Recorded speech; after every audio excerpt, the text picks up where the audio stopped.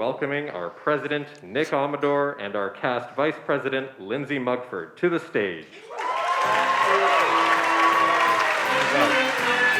smell like dessert. Smell that? Through the mouth. Good evening, everyone. I'm Nick Amador, president of the Hasty Pudding Theatricals. And I'm Lindsay Mugford, cast vice president of the Hasty Pudding Theatricals. Thank you. We would first like to thank the Harvard Coop for supplying us with all of our back-to-school needs and for their continued support of HPT.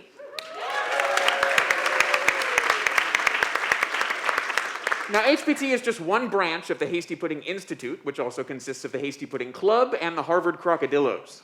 The Hasty Pudding Institute is devoted to a philanthropic mission to fund arts education opportunities for the underprivileged, marginalized, and censored everywhere. And so, for his steadfast commitment to these values, we are so proud to honor our 55th Man of the Year. Please, without further ado, join me in welcoming Jason Bateman!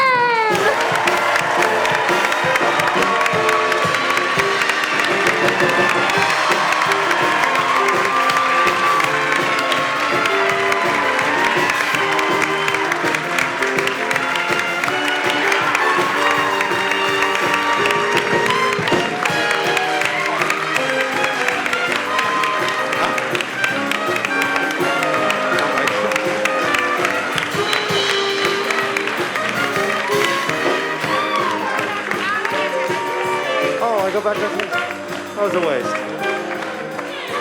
That's for you. Was I not supposed to go to my seat?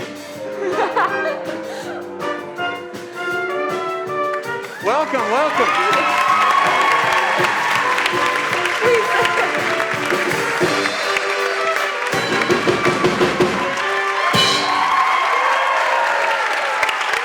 Do I sit? Absolutely. I was told to go sit there. That was fantastic. All right. What the hell is going on? What is about to happen? Everyone, we're so happy to honor Jason. Some of you don't know this, but he's an award-winning singer, songwriter, and dancer. Oh boy, here His it comes. 2009 smash hit, What You Say, sold over 30 million copies. No, that's Jason Derulo. Oh. Very close. Oh, shoot, sorry. Okay. Very close. All right, I got it. Jason, actor and filmmaker and bodybuilder, clocking in at 6'4". He starred in the DC movie Aquaman. Nope, that's Momoa. That's Momoa, Nick. So close. You got the first name right. Yeah, so ours is like, the generic white guy with the brown hair. He's kind of snarky. He was a straight man in like an early 2000s sitcom. Sudeikis. No. Siegel. Thank you so much, Jason Bateman! Yeah! Of course. They all passed. I said yes. How could I forget? It's Jason Bateman. Yeah. We're honoring you for your long-lasting contributions to the world of entertainment. From his humble beginnings as a child on the rough streets of New York. Rye, New York. That is a small, wealthy coastal town in Westchester County. He grew up with nothing but the clothes on his back, a strong Protestant work ethic, and millions of dollars of child actor money. Now, curse those privileged elite. We're still on for polo next week, yeah? 100%. All right, sweet. So Jason Bateman's acting career began in the 1980s with Little House on the Prairie. It's every boy's dream role. That part is true. That's not a joke, right? Yeah, I was on it.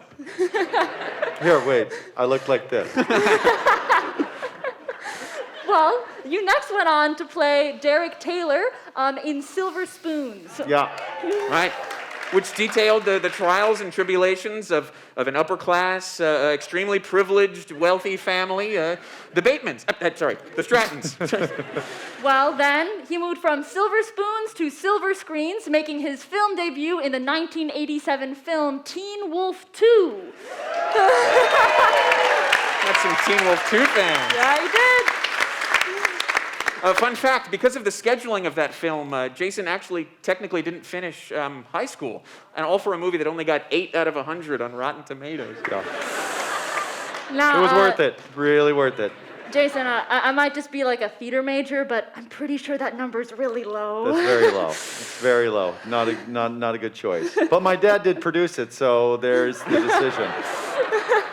And then to the delight of furries all over the world, he starred as the wisecracking fox, Nick Wilde, in Disney's Zootopia.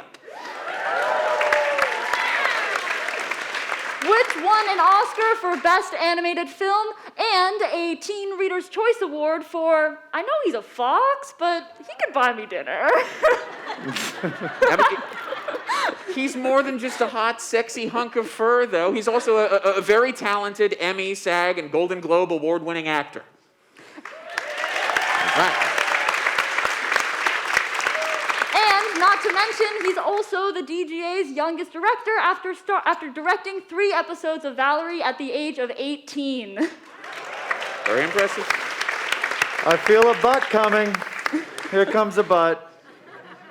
Well, it's a pudding pot. For this and all of your other accomplishments, we'd like to present you with your Hasty pudding pot. Woo! Yeah! There you go. What? Detective Judy Hobbs here at your service, and I'm here to solve a mystery. What's the mystery, Detective Hobbs? Why Jason Bateman won Man of the Year? Yeah, I'd like to know that too. It's a good question.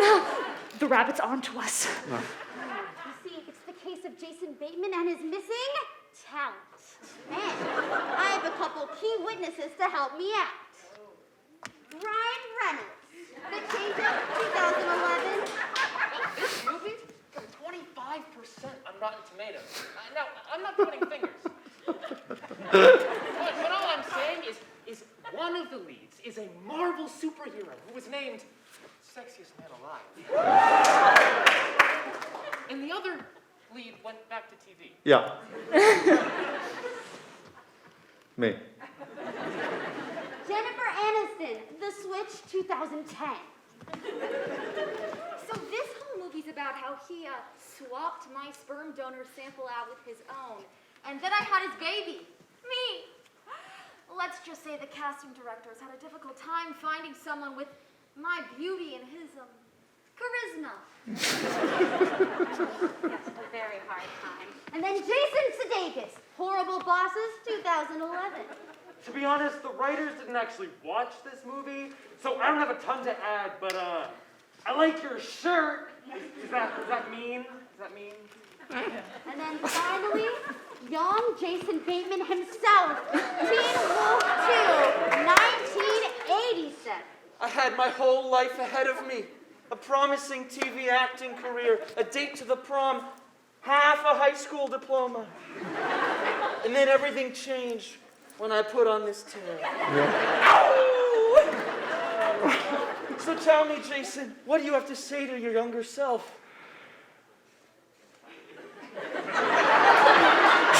I'm so sorry, young man. It really doesn't get any better?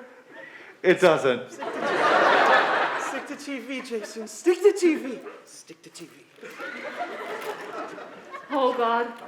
Your insecurities are getting closer, Jason. What are we gonna do? Well, here at the Hasty Pudding, we fight off our insecurities the only way we know how. Eat. Theatrically! Quick! Oh my gosh, you have to fight him off! You can fight off your younger self! Move the chair! Get him, Jason, get him!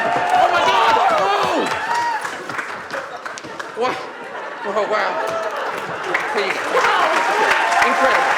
You don't get to sit anymore, sorry. Jason, that was amazing! Oh my gosh! Thank you very much. Okay, I think it's really time to bring out your pudding pot, though. Not Really? so fast. What? Is that God? Hello? No, it's Ron Howard. Oh, Oh, that's... God. It's the narrator from Arrested Development. Okay. That's right. I've been brought out of retirement for one last job, narrating Jason's quest for his pudding pot. Here we go. Jason Bateman was in Farkas Hall, very confused why he was spending his Thursday with a bunch of theater kids, when all of a sudden he had the urge to cross center stage.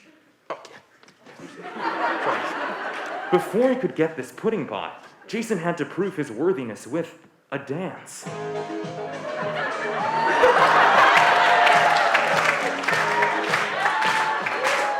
But he soon realized that his dancing ability was hindered by his, what do you call it, being white.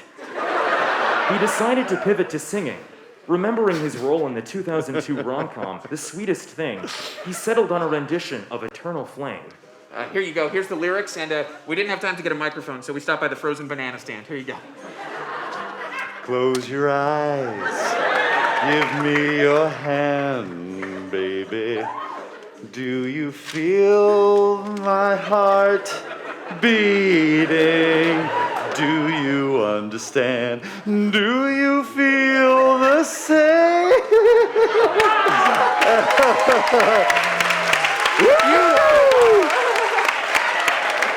Jason was so close. He just had one final task to complete before he could receive his pudding pot. Take The these one off. thing the Hasty Pudding Theatricals does best. Stripping. Stripping away his inhibitions and reading a scene with a tech member who's never done theater before. Stripping with it. We are stripping? Away. Stripping away your inhibitions. Yes. Whether 'tis nobler in the mind to suffer the slings and arrows of outrageous fortune, Yep. or to take arms against a sea of troubles. True that, bestie. Thank you so much, Jason. I've been dreaming of this my whole life. Can I get an autograph? Yeah, you got it. Who is this to? Hello? I'm kind of in the middle of... Oh, hello, Jason Bateman's manager. Oh, he charges for autograph. Well, that seems... No, yeah. Yeah, we can do the podcast plug now. Nick, Lindsay, take it away. Thank you. Hi, yes? Jason Bateman's appearance tonight is brought to you by his comedy podcast, Smartless.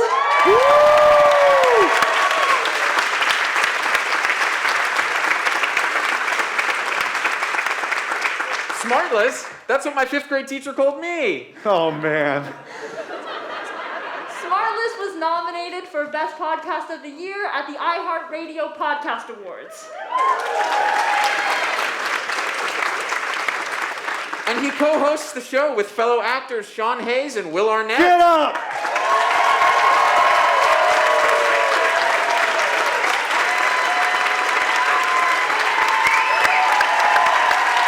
Get up!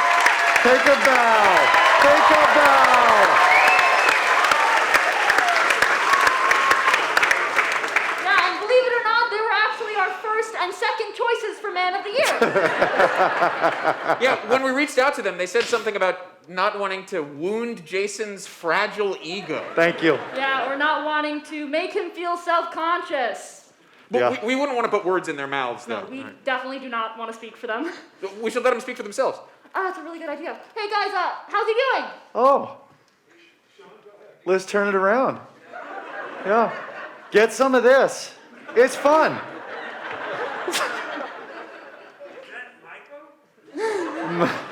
Job?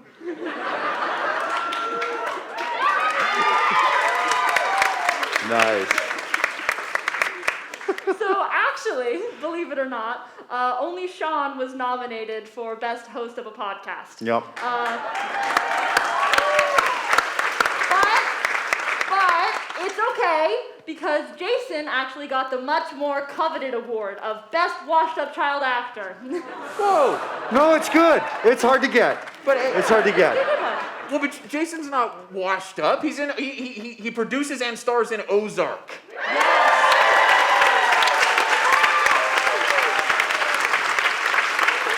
No, you're right, Nick. How could I forget? You can find Ozark on Netflix under the Male Comedian Mid-Career Crisis category. The 4th season just dropped a couple of weeks ago, and you thought we weren't going to talk about your Emmy award-winning directing on that show. It's all, listen, it was a fluke. Actually, the New York Times gave it 5 stars, saying, Uh-oh. "Wait, this isn't Breaking Bad?" Yeah, close. Damn right! Walter White! That's right. And I'm sick and tired of Ozark taking over the crime drama family / suburban mom demographic. I had to make meth to earn my Emmy. Money laundering? What even is that? I bet I can launder more money than you, my bird. Try it. Let's try. I think you're going to have to launder money faster Oh, than here we Walter go. White. All right. Jason, if you can launder more money, you'll get your pudding pot. Go! 3,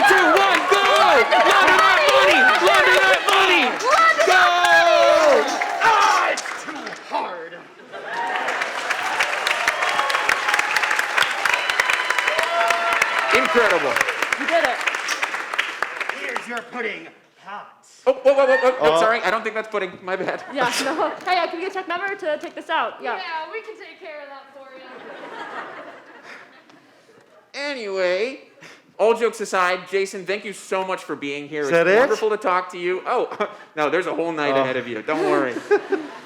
You're such a wonderful actor. You're an inspiration to all of us, and we couldn't be prouder to have you here as our Man of the Year. Thank you so much. And now, Thank you. Thank you. now it's really time to bring out your real, actual Hasty Pudding Pie. Let's do it. Woo! I'm starving.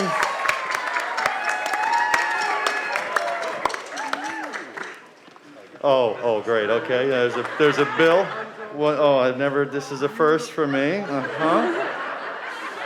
Right? Thank you. Nothing's gonna come out of this? Any food in it? No? Yeah? Oh, wait, I want it. Guess. Right? Somebody gave me a tip earlier. Thank you, thank you. Thank you.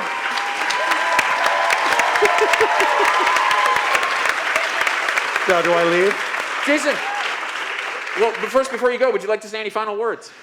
Floor is yours. I am flattered and grateful and mortified and oddly comfortable. I wish there was some pudding in this, but I can work on that later. It's symbolic. Yeah, I just have to throw it up later because, as Will likes to say, this body's no fluke. Right? But listen, he's waiting to start the music. I'm not going to delay it. Thank you, and on with the show. Let's hear it for Jason Bateman!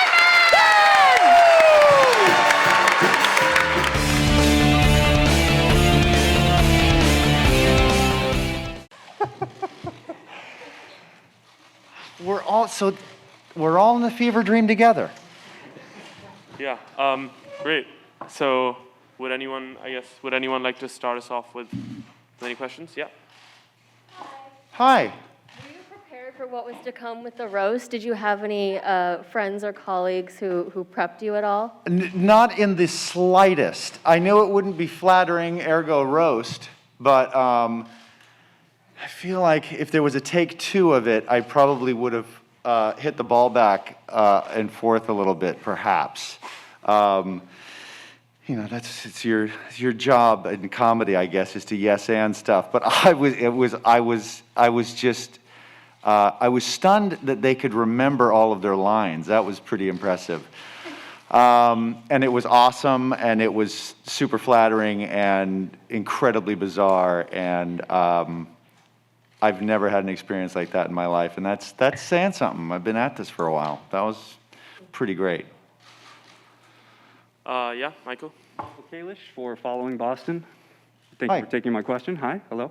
I've been thinking an awful lot about money laundering lately, and wondering what your thoughts on a career path would be. Oh, you were thinking about getting into money laundering. Yeah, got it. What I've learned about money laundering on the show is that you need fake receipts. That's the only thing I've really been able to pick up. So get yourself a good printer and some good font choices.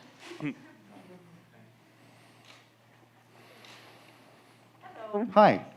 I'm going to try not to pull an Arnett and make the question long, but the podcast has been such a bright light during these crazy couple of years. Could you talk a little bit about how it came about, where it is now, and lastly, is there anybody behind the webcam sticker that you're hoping you see when it comes off? Like, is that guest you're trying to bag? Who is that person? Oh, yeah. Well, the podcast came about really with Will had a plan to do a podcast, and then I kind of jokingly said that I was going to crash it, and it was going to be a two-man podcast. And then I tried to get Sean Hayes jealous that the two of us were doing a podcast by telling him about it. And then he said, well, I want in. And so I told Will to watch out because Sean's going to probably call you and try to get in on it too. And Sean ended up putting some shape to it by telling his smarter folks in his world about it, and they said, well, if you guys are actually up for it, it's not that difficult as far as the apparatus goes. You just need a laptop and a microphone. So it was COVID, had just started, and we were looking to stay in contact, and so we started it's just a Zoom. It's a 1-hour Zoom that we, have one other person join. So it's embarrassingly light lifting, and but what's really, really great is that we get to talk to our heroes, and what's shocking is that they want to talk to us. There is not one specific person I'm hoping will be on it, to answer your question, but I am constantly surprised and flattered by those who are. Yeah. Yeah. Hi. Jillian Kay, WEDN TV, Emerson College. Hi, Jillian. Oh, hi, here we have a mic here. Great to meet you. Can you just tell me a little bit about that impromptu karaoke moment tonight? Was that your favorite moment?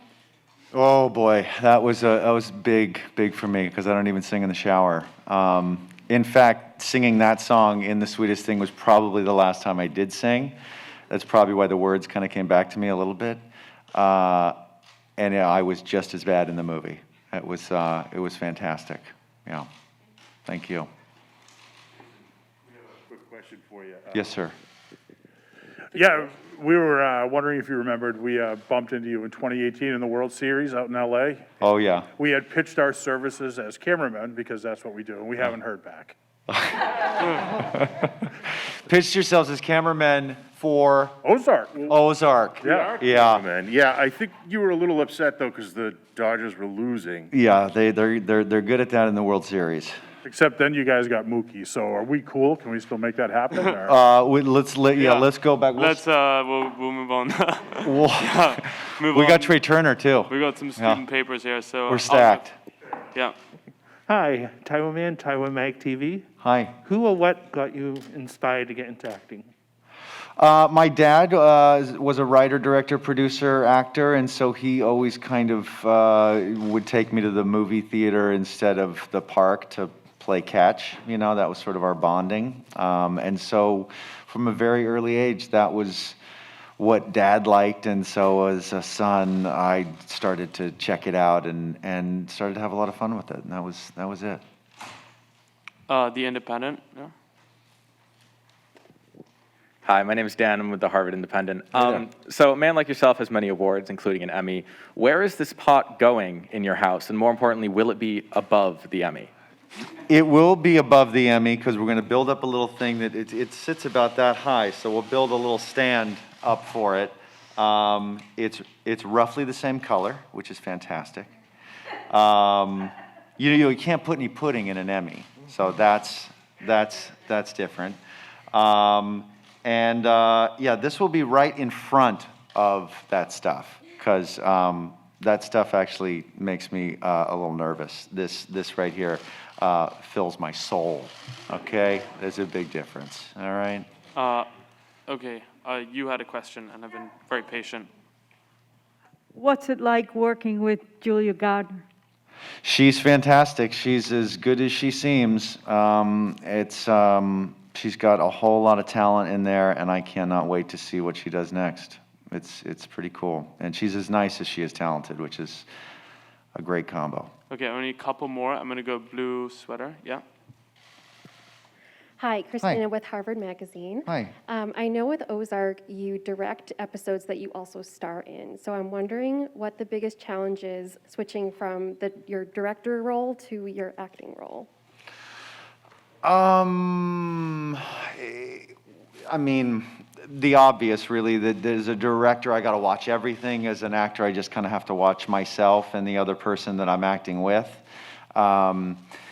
And being the masochist that I am, I like the directing a little bit more because it's painfully difficult and complicated and challenging for me. But it's good pain. So I love it and feel very, very fortunate to have been able to do it on that show. Awesome, thank you. Hi, Jason. Hi. Juliet Pennington here. So speaking of Ozark, I know you can't give away any secrets, but can you just tell people maybe what they can expect, any little surprises that might be in store? Well, we all die at the end. That everybody knew that, though, right? I mean, it's the end of the show. You got to kill everybody. So that happens. That's not true. I obviously can't give you any specifics except to say that the writers, I think, just ended it all in a very classy, elegant way. Excuse the term.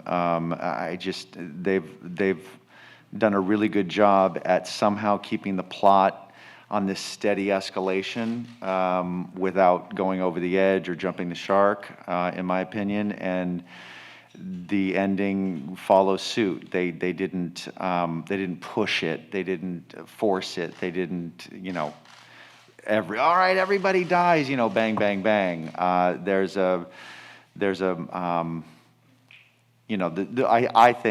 don't think it's a spoiler to say that the big question that kind of follows this family from the first season to the end is, are they going to get away with it? And if they are, do they pay a bill or not? And so what sort of social commentary is that? And that is what we all tried to weigh as we considered what the ending should be. And I can just say that I'm really impressed with what they decided on. I just thought it was just appropriate. Yeah.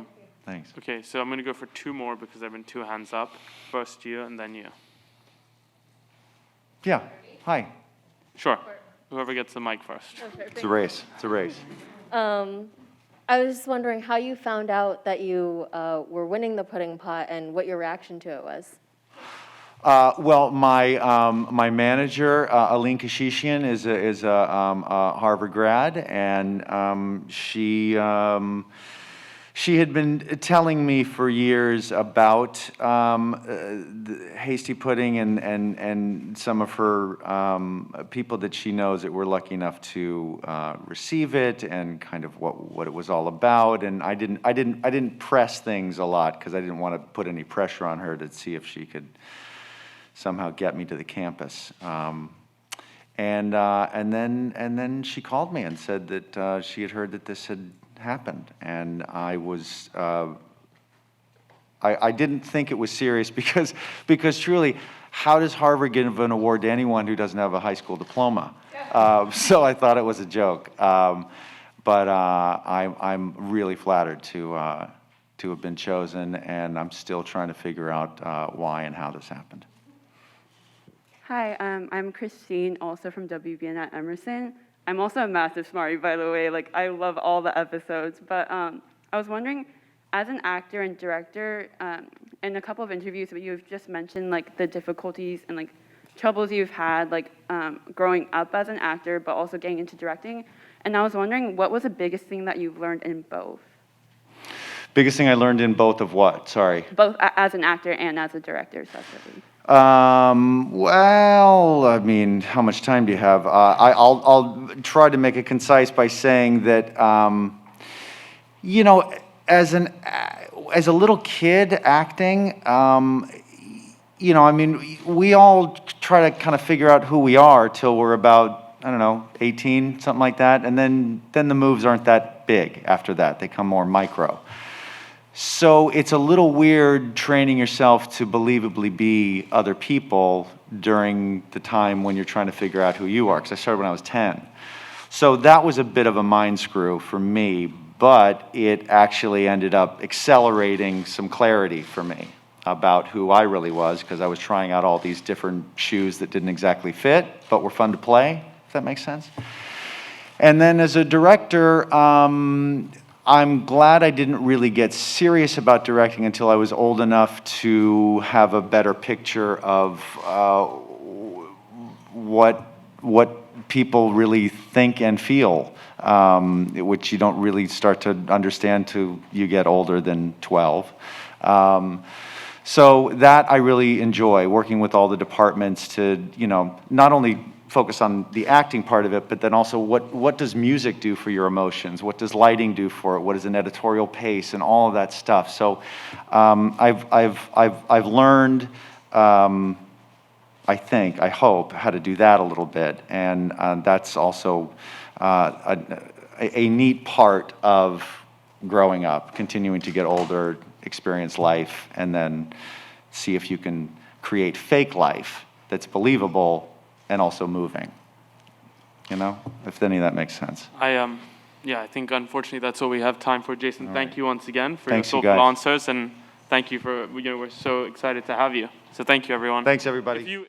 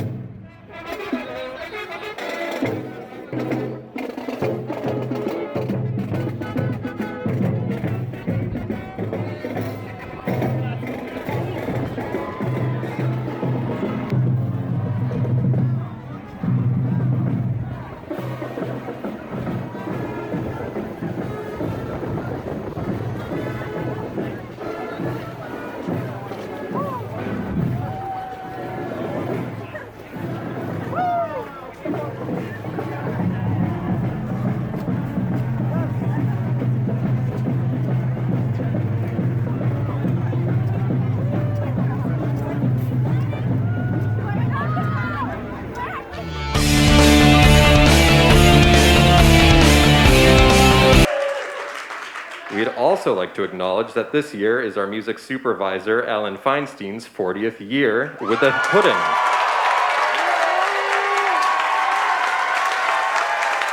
From HPT 135 of Minds of Men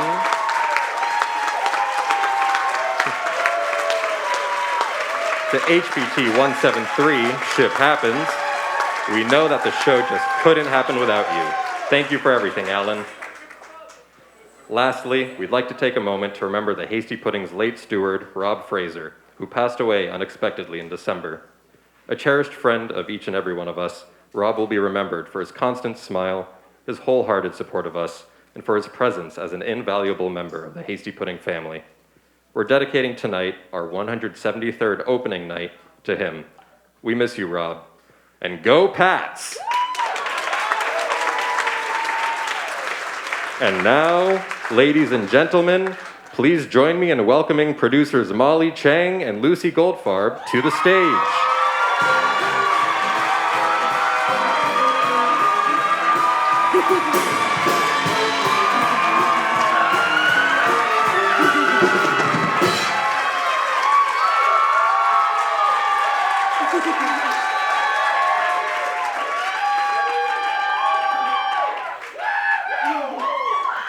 Good evening, everyone. My name is Molly Chang, and I'm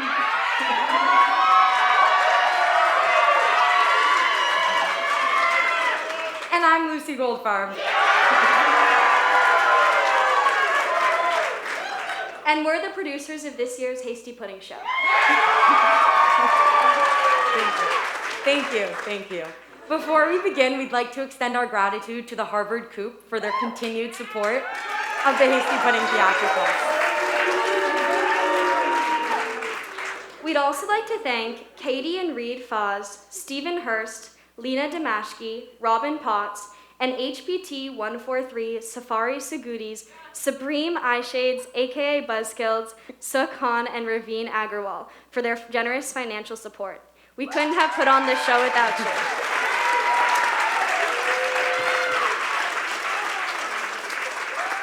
We'd also like to thank every alumni who donated to our first ever Save Our Show campaign.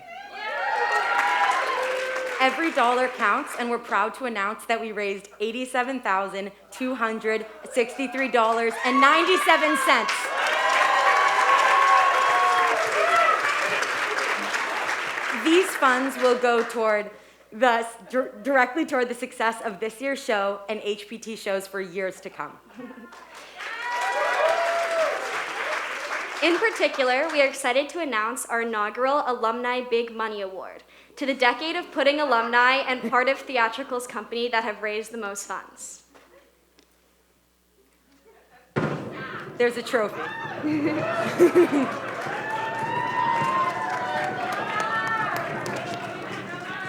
This year's Big Money Award goes to the HPT 140s and B staff.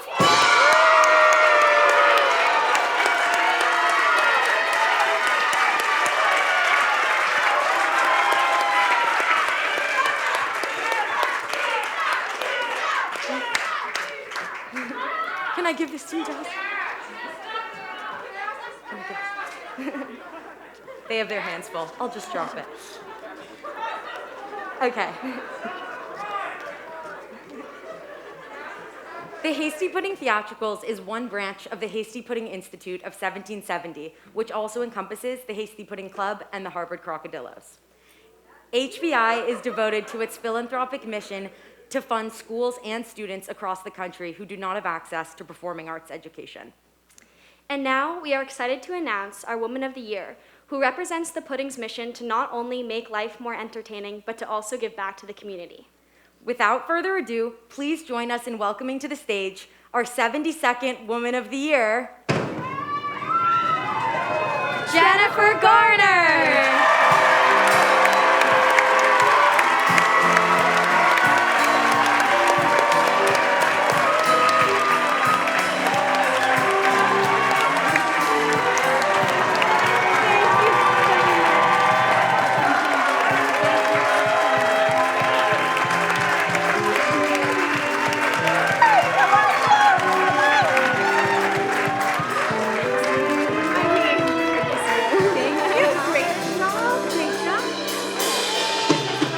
Yeah, feel free to take a seat.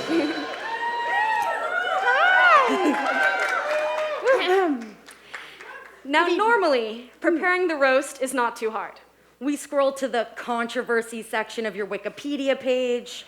We find all your movies with the lowest Rotten Tomato scores. We see whether you were in that video with Gal Gadot singing Imagine. Yep, we take all the insecurities that you think people don't notice about you and use them to rip you to shreds. Just like I Just did like to other girls did to me school. in middle school. But this year, we couldn't find a single thing to roast. I mean, what are we supposed to say? The Instagram videos of your dogs are only mildly entertaining. The homemade cookies that you baked for essential workers last week were too dry. Save the Children sounds like a front for QAnon. Wait, that one was actually pretty good. Thank you.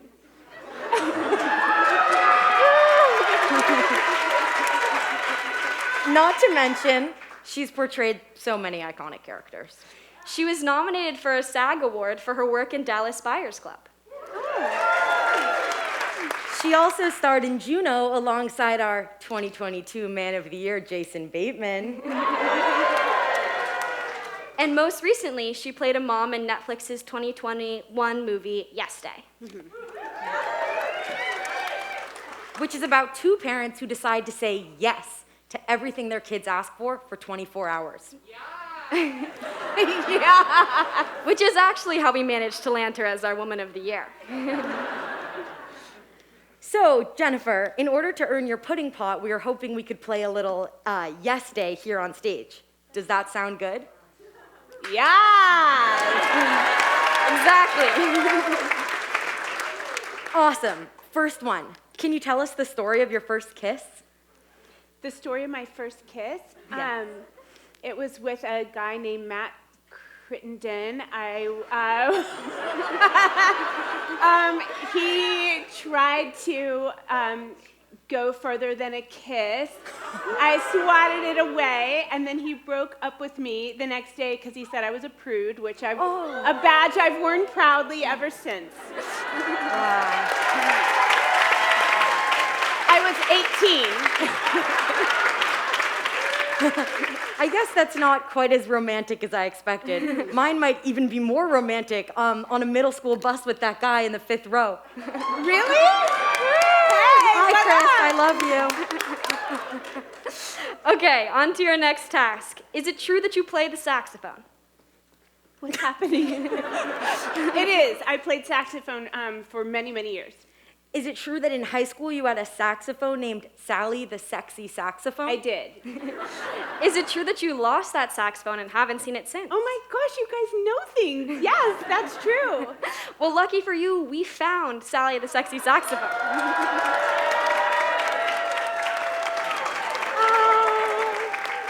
Thank you so much. Now, this is a magic saxophone. You don't even need to take your mask off to play, or you can just play it. Okay. So just hold it up to your lips and maybe you'll get some backup from someone in the pit.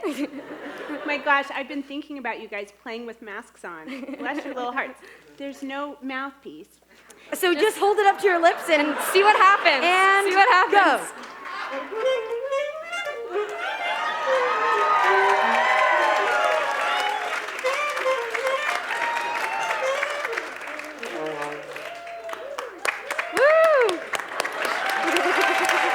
Let's give it up for Jennifer and Sally the Sexy Saxophone. Thank you. You know, Lucy, there's this thing that's always bothered me. What is it, Malls? Jennifer, America's typecast, fun-loving mom, also plays a lot of roles that are entirely out of character. So true. Like when she played that cutthroat, badass CIA agent in Alias. Exactly. Or when she played Elektra, the mercenary assassin in Daredevil. Or like in Peppermint, where she played the vengeful assassin, Riley North. Oh, exactly. It's kind of strange how quickly she goes from loving mother to... Who let you in? Are you that woman from The Matrix? No, you imbeciles. I'm Jennifer Garner's alter ego, Lucifer Garner. I'm the reason she's as wholesome as she is. What do you mean? You see, every time Jennifer does something good, I have to do something bad to compensate. Kind of like Newton's Law or PEMDAS or whatever. Yeah, that makes sense. Yeah, remember that time that Jennifer donated to the I Have a Dream Foundation? I had to throw a puppy into the ocean. Oh my God! But what about all her work for Save the Children? How do you think that ship got stuck in the Suez Canal? What about her multiple awards for Alias? No, that was me. Do you think she could ever play someone that mean, that cunning and conniving and evil? No! I'm sick and tired of her taking credit for all of my hard work. The deal is over, Jennifer. I'm taking the pudding pot. No, not before the photo op, please. Listen, kid, if you know what's good for you, you'll get out of my way. Jennifer, you have to save Lucy. She's my best friend. The only way to stop someone as evil as Lucifer is with something so pure, so wholesome, and that's all organic and made with no added sugar. I know. Your baby food company, Once Upon a Farm. Quick, Jennifer, dump this on Lucifer. Really? Help me, Jennifer! Help! Watch out!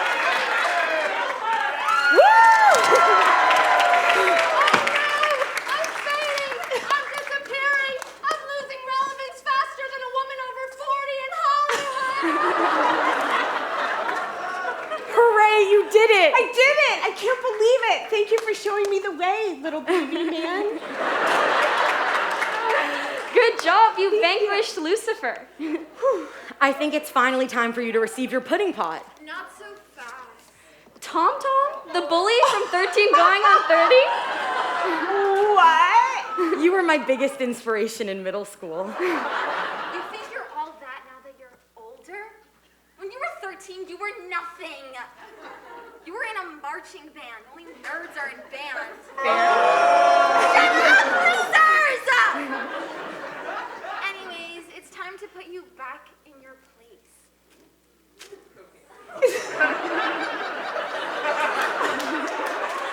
Come on, Tom Tom. I'm turning you back into a 13-year-old! Oh no, it's the wishing dust. It's actually just cocaine! I'm 13. Oh no, you've been turned back into a 13-year-old. Which means we can't give you your pudding pot. Because pot is illegal in the state of Massachusetts for minors. Just say no, kids. I know. Maybe if she does the Thriller dance again, she'll turn back into an adult. You know, Molly, I don't think that's how the movie really works. Don't ruin this Okay. for me. Hit it, band!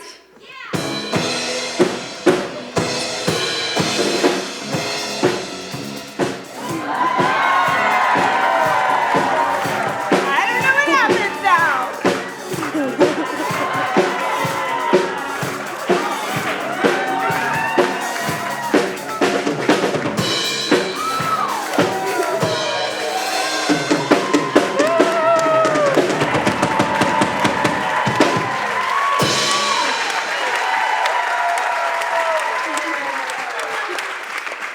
I just told you I don't remember that. Dinner. You guys are so sneaky. I have to turn you 30 again.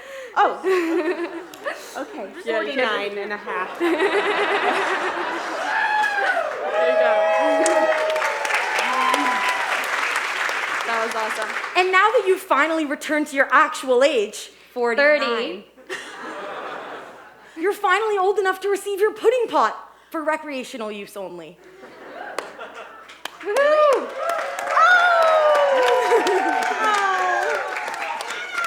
Thank you so much.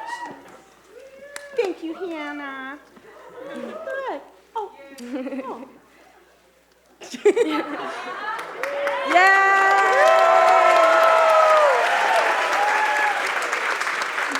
I don't trust you guys. Oh.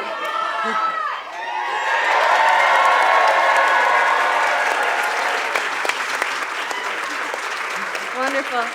Jennifer, would you like to say a few words now that you've got your pot? Oh my gosh. That's so nice of you to offer me a chance to say a few words. Well, today I got engaged to a crocodilo, and I got a parade, and I guarantee my day was better and more fun than yours. I'm a devoted member of the Hasty Pudding Club from now on, and I will be a nerd in the audience next year, I promise, and I'll see you guys then.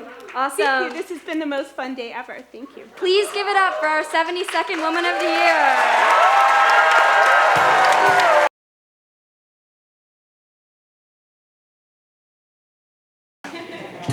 I'm going to have it here.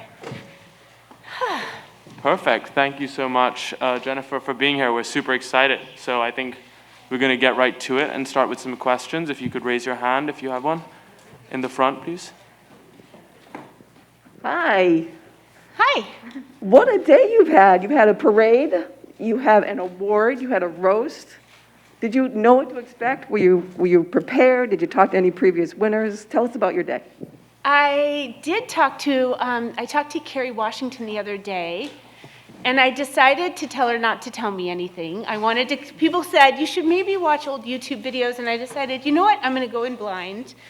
And I'm so glad I did, although nothing could have dampened my overall joy and enthusiasm for the day. It has been an absolute blast. Yeah.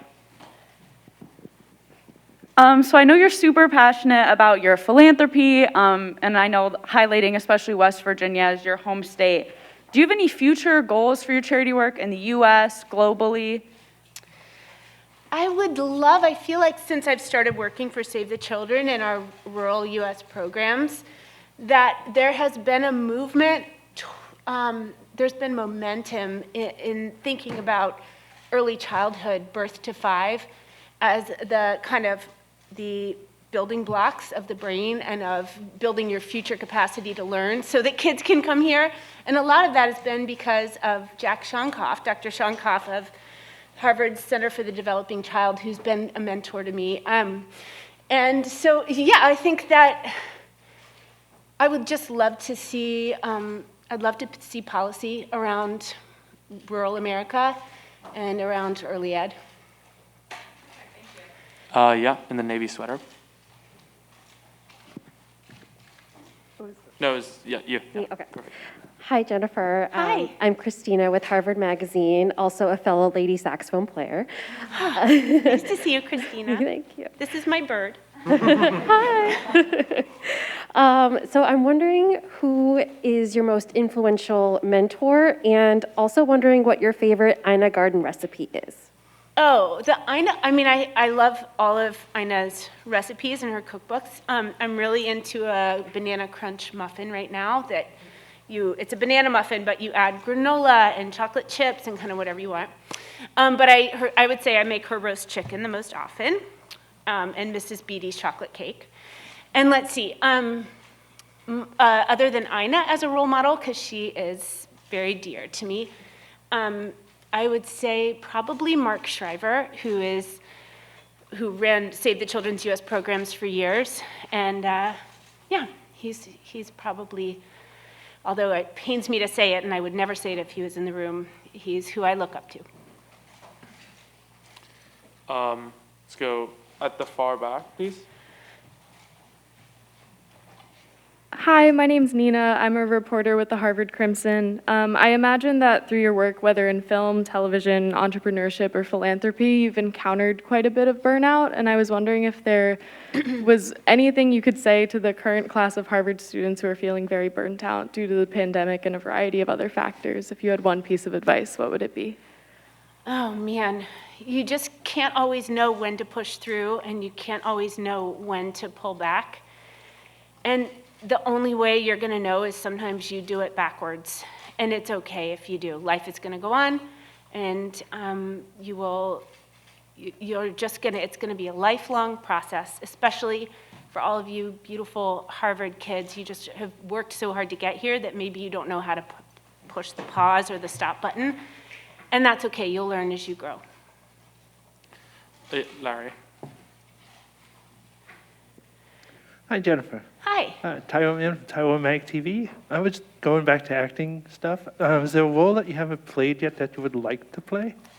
Oh, any role that I haven't played yet, I would like to play. I mean, I feel like that's kind of the fun, isn't it? That roles shift and you grow into them, and now I feel like I've grown into a whole new world of roles, and I'm super excited to tackle them, and I don't know what they are, but I'm thrilled for them. Juliet. Yes, of course. Hi, I'm Juliet. Hi. Hello. Nice to meet you. So I wanted to ask you, speaking about acting and your role, you have a new movie, thanks so much, a movie coming out on Netflix in March, The Adam Project. Can you tell us a little bit about that? I can tell you that the Adam Project, I have a very small role in it. It stars Ryan Reynolds, Zoe Saldana, Mark Ruffalo, and a young man who's about to be a huge star. He is very young, but his name's Walker Scobell, and he's absolutely steals the show, which is saying something. And I have this very small role, but so I'm allowed to say I think it's one of my favorite movies I've ever been in. It's a total, if it's not a classic, I'll eat my hat. It is, it's for fathers and sons, it's for mothers, and it's just a beautiful, there's like a sci-fi movie with a family drama and with a romance all at the middle of it. and Zoe and Ryan are incredible together, and Mark and Ryan and Walker, incredible together. Yeah. March 11th, coming out all over the world on the same. Hello, Jennifer. It's Calvin from the Harvard Independent. You've been asking us the same question for what seems like years and years, and so I think it's time for us to know. Oh, yeah. Jennifer I know Gardner, it's coming. I know it's coming. I know what's it's in your coming. wallet? I know, yeah.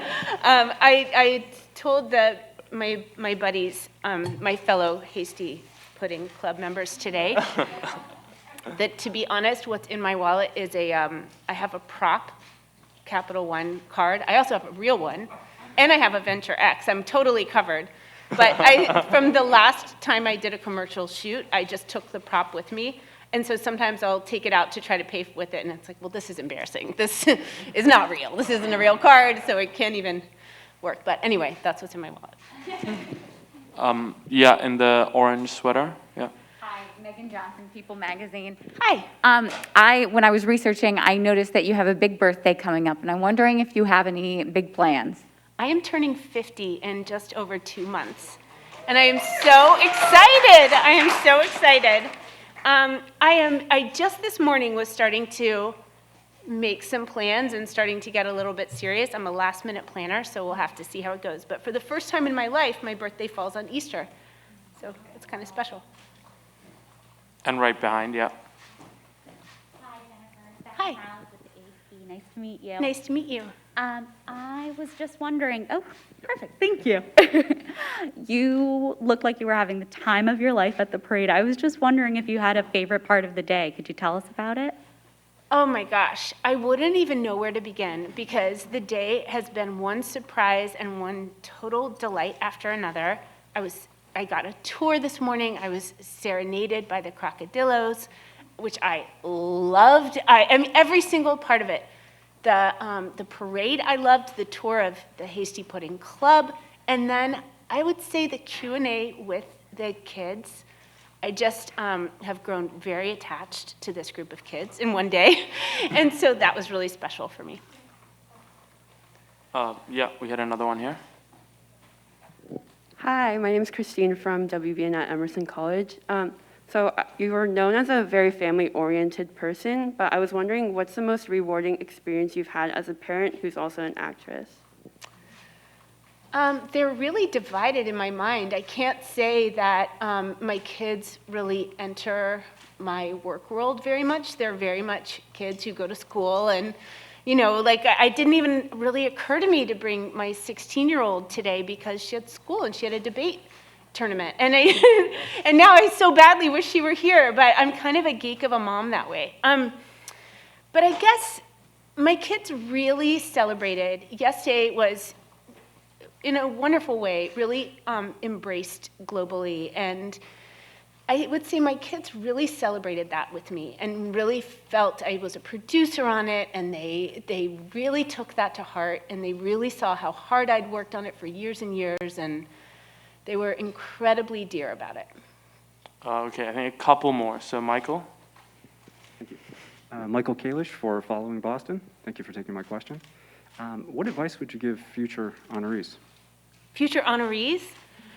Oh, I mean, I would just tell them to get ready to have a blast. I mean, what could I tell them? Yeah, stay home and send me instead. Okay, we have time for one more, so I think there's one more here. Hi, Jennifer. I'm Jillian Kay from WEBN TV, Emerson College. Great to meet you. Nice to meet you. My question is, as a celebrity philanthropist, what inspires you to give back, or who?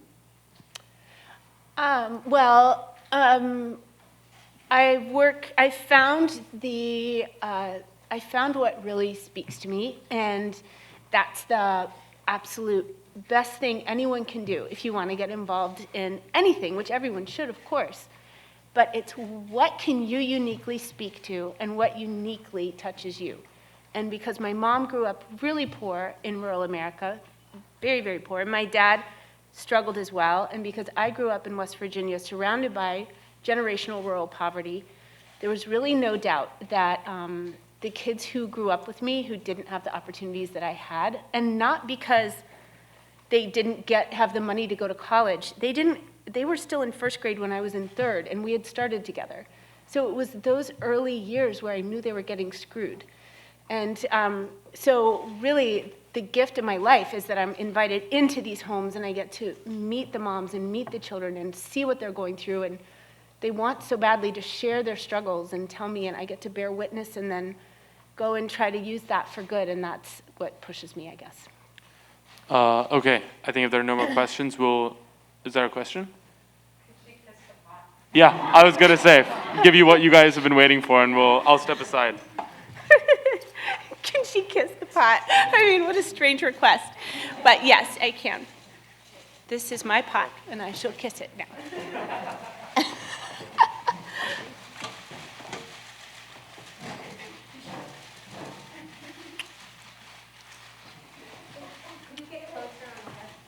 I would like a kiss. Yes, I'd like one there. I'd like one bird. Thank you.